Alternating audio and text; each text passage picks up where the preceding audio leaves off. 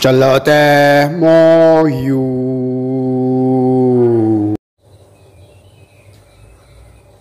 Halo semuanya, apa kabar? Bertemu lagi dengan saya Ruwayu dalam Celoteh Moyu.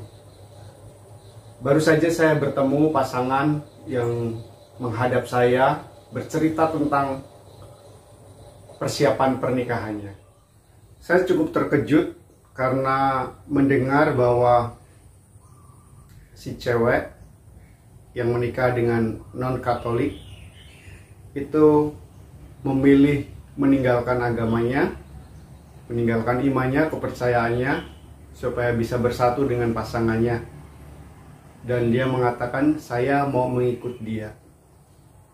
Bagi saya ini menyedihkan. Bagi saya, kok sepertinya nggak ada solusi. Apakah pernikahan harus mengorbankan iman? Apakah sebuah hubungan, relationship, itu hanya satu pihak yang menang? Di manakah penghormatan?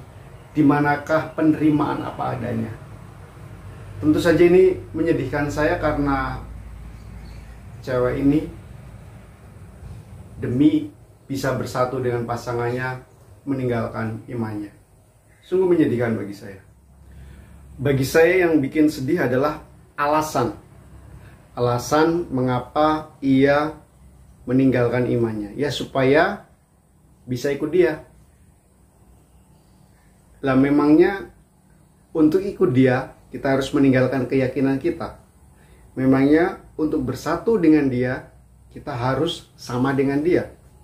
Saya tanya kepada cowoknya, kamu mencintai dia apa adanya? Ya, saya mencintai dia apa adanya. Lalu mengapa kalau kamu mencintai dia apa adanya, berarti kamu mencintai fisiknya, mencintai pikirannya, mencintai hatinya, mencintai keluarganya, juga mencintai keyakinannya? Lalu kenapa yang bagian keyakinan itu tidak kamu cintai? Kamu meminta dia supaya sama dengan kamu. Saya tidak mau berdebat masalah agama, tetapi kita bicara dari segi yang manusiawi saja. Kalau kamu mencintai dia apa adanya, kan berarti kita terima semua, seluruh bagian yang ada dalam dirinya, termasuk keyakinannya. Nggak fair kan kalau kita ngomongin mencintai dia, tapi bagian keyakinan kamu harus sama dengan aku. Lalu ketika saya ngobrol dengan yang cewek, kamu tahu ketika kamu meninggalkan iman kamu meninggalkan keyakinan kamu, berarti kamu meninggalkan apa yang pernah kamu janjikan atau kamu sumpahkan kepada Allah.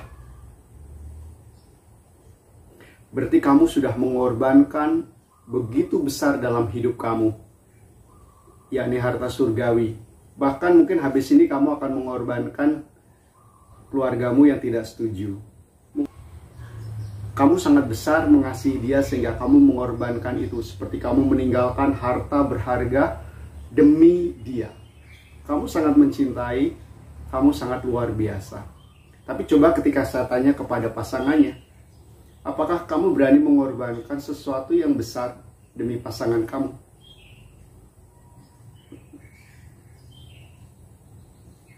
Laki-laki itu nggak bisa menjawab. Kamu berani nggak mengorbankan sesuatu yang besar untuk menunjukkan cinta kamu kepada dia? Kalau yang cewek jelas dia mengorbankan hal yang paling penting, berharga demi kamu. Kan nggak fair juga kadang.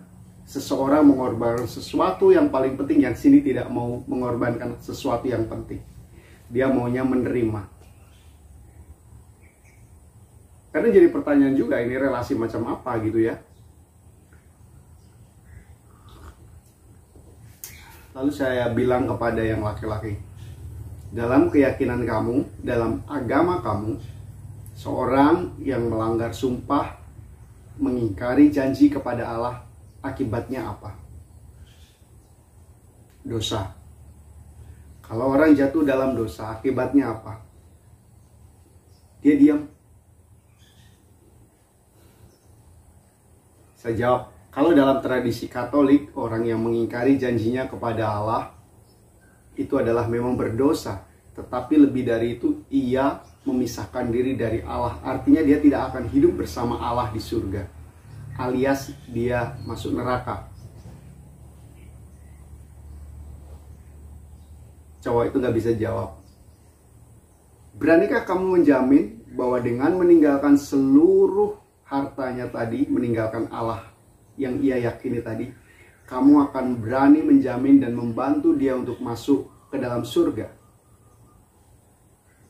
Dia nggak bisa jawab. Teman-teman sekalian, pada titik inilah saya justru bersyukur karena saya hidup dalam gereja Katolik, dalam persekutuan umat beriman yang mengimani Kristus. Saya bersyukur bahwa dalam gereja Katolik, cinta tidak pernah membuat kita meninggalkan Kristus.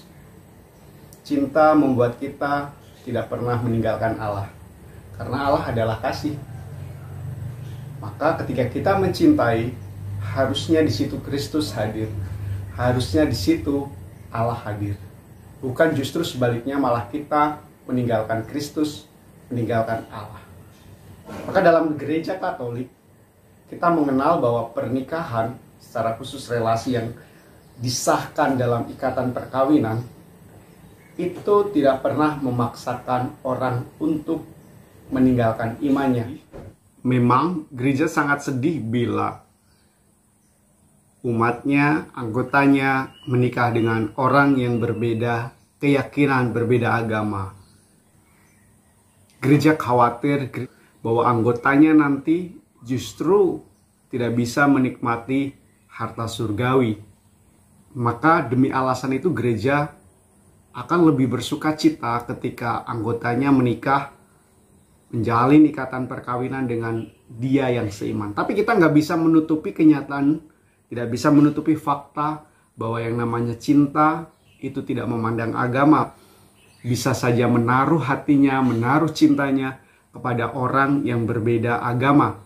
Maka untuk itu, gereja memberikan izin kepada setiap anggotanya agar bisa membangun hidup perkawinan dengan dispensasi.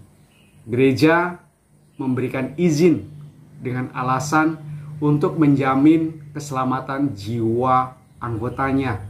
Maka gereja membuka dirinya bagi anggota-anggotanya yang memang dalam perjalanan harus menikah dengan mereka yang berbeda agama. Kita mengenal istilah dispensasi. Dispensasi adalah izin dari gembala, yakni Bapak Uskup, untuk anggota-anggotanya untuk melangsungkan pernikahan dengan mereka yang tidak seiman, mereka yang berbeda gereja, mereka yang sungguh ada halangan dalam perkawinan. Karena gereja mengasihi anggotanya, karena gereja ingin memastikan anggotanya tetap bisa bahagia dan hidup di dalam kasih Allah.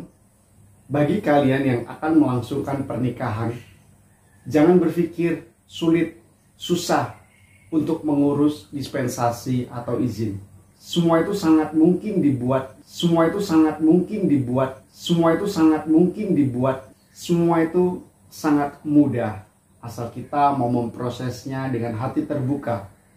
Maka saya menganjurkan kepada teman-teman Katolik, ketika kamu akan menikah, jelaskanlah bahwa tanpa harus meninggalkan keyakinan, kalian bisa hidup bersama. Tanpa harus meninggalkan agama, kalian bisa melangsungkan pernikahan. Maka pada kesempatan ini, saya mau mengajak teman-teman sekalian untuk berani bilang kepada pasangan kita yang beda agama, yang beda keyakinan, beda gereja. Kalau kamu mencintai saya, cintai saya apa adanya, termasuk keyakinan saya. Kalau kamu mau saya berkorban, bahkan hal yang paling besar dalam hidup saya korban, kamu harusnya juga berani mengorbankan itu. Keyakinan kamu juga. Jadi fair, balance relasinya. Jadi nggak ada alasan saya mencintai kamu, tetapi keyakinan kamu tidak. Kalau itu jadi alasan, saya rasa kita harus mempertimbangkan baik-baik. Kita harus berpikir masak-masak, benarkah dia akan mengasihi kita seutuhnya? Kalau yang berharga dalam hidup kita aja tidak dia terima, bagaimana dengan kelemahan kita?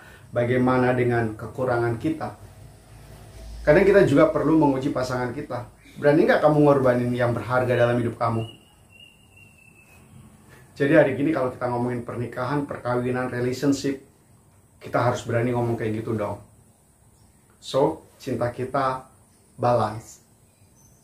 Ayo teman-teman, jangan takut, jangan ragu untuk menguji seberapa besar dia mengasihi kamu.